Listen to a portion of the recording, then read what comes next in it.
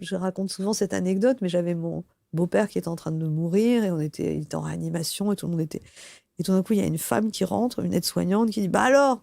Il était quand même intubé. Hein. « Va falloir arrêter de me draguer, hein, sinon je vais en parler à votre famille. » Et j'ai trouvé ça incroyable que tout le monde a rigolé. Je sais même pas si lui-même n'a pas rigolé derrière cette tuyau.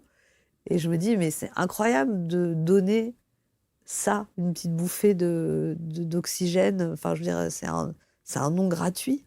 Et ça a permis d'alléger un moment où je suis très touchée de ça. Et j'ai aussi un autre souvenir avec une de mes tantes qui était en train de mourir d'une sclérose en plaques. Donc, c'est quand même pas la situation la plus fun au monde.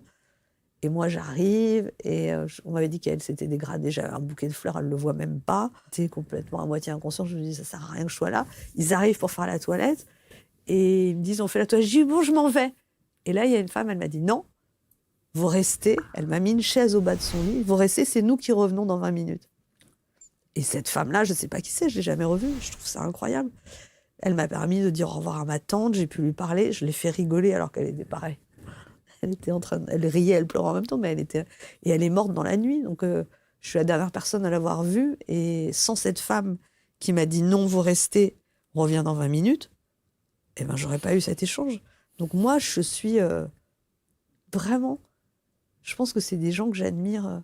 Et des fois, les soignants, ils sont durs, en fait. Des fois, les gens, ils peuvent être, on a le modèle à faire, ah, ah. Et en fait, c'est une manière de se protéger, parce que comment faire Bien pour, sûr. Ils sont humains aussi. non, mais pour voir toute cette souffrance humaine et pas...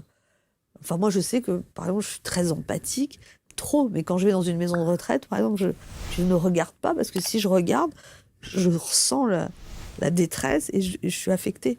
Et donc, eux, ils sont toute la journée confrontés à la douleur, à la mort, à la maladie, à la détresse, à la solitude, et je trouve ça incroyable.